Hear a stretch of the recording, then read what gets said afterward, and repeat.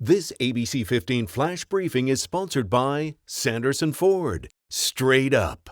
Hello, I'm Justin Pizzera with your top stories from ABC15 Arizona. Starting with the latest on the coronavirus pandemic, 7,000 more cases reported today, making about 30% of Arizona's cases coming from December alone. Many of those cases needing intensive care and putting pressure on hospitals. The state's ICUs are now at 93% capacity. On Christmas Eve, another 115 deaths were reported, and our thoughts are with their families and those of the more than 8,000 lives lost to the virus. So what if you could get your coronavirus vaccine while picking up your groceries? Kroger, the company that owns Fry's Food Stores, is working with the federal government to administer vaccines at their in-store pharmacies and their clinics. The grocery store chain says that they will be following the CDC's recommendations on who gets vaccinated first. Well, hope is on the horizon for a 3-month-old undergoing heart surgery today. 3-month-old Abel has a heart defect where his two main heart ventricles are switched. His mother has been by his side in the hospital for weeks. The family has also lost 3 loved ones to COVID-19. Despite the holiday hardships, Abel is still bringing holiday cheer. By looking at him and seeing him play and seeing how he acts, like, you wouldn't even know. He is such a happy baby. He talks to all the nurses and doctors when they come in. He laughs with them like it's adorable. You know, he's just such a happy baby. Well, the family says it was a successful surgery and Abel can return home in a little while to celebrate Christmas with his family. Nearly 80 years after the attack on Pearl Harbor, an Arizona family is finally getting some closure. A sailor from Phoenix who was killed in that attack has just been identified. Carl Johnson was just 16 years old when he enlisted in the Navy.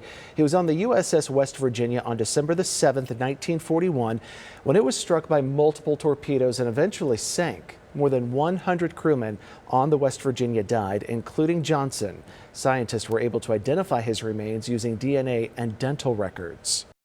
And we are absolutely thrilled, honored, humbled to be able to bring him back home and get him back with his parents. Johnson will return to Phoenix in January. He'll have a graveside service with full military honors and will lay to rest next to his parents and siblings.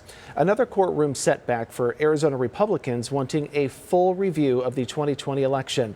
A judge ruling Maricopa County does not have to comply with a board subpoena a broad subpoena, I should say, by the state Senate to get copies of all mail-in ballots and access to the voting machines used in November. The judge saying the senators did not follow the proper procedures this time, but they could file a request again. So far, no court or election official has found evidence of widespread errors or voter fraud.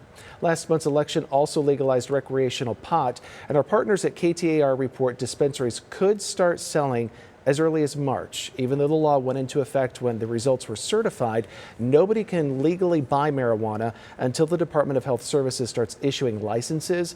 Existing medical marijuana dispensaries will get those licenses first around the end of March. While the pandemic may have changed some things about holiday gatherings this year, there are still plenty of things you and your family can safely do together, including zoo lights and cruise the zoo.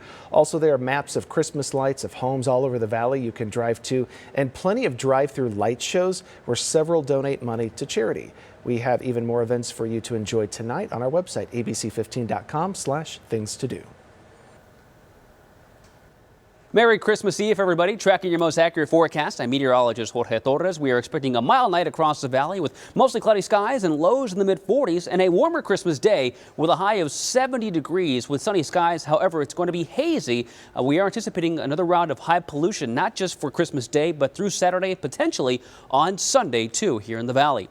Forecast for tomorrow showing highs in the upper 40s in Flagstaff, Heber, and Show Low in the mid-40s, so a cool start up in the high country, 60s and 70s to the south and west for Christmas Day. Here's that 7-day forecast for the weekend, staying warm with highs around 70 degrees both Saturday and Sunday with lows in the 40s. By next week, those temperatures will drop into the mid-60s, and there's a slight chance for showers as well beginning late Monday and early Tuesday, and temperatures will drop into the upper 50s on Tuesday, and then we're back into the 60s by Wednesday and for New Year's Eve, a week from today, with a high of 61 and lows eventually in the upper 30s. For the latest headlines, weather, and traffic, you can head to abc15.com or download the free ABC15 mobile app. This ABC 15 Flash Briefing is sponsored by Sanderson Ford. Straight up.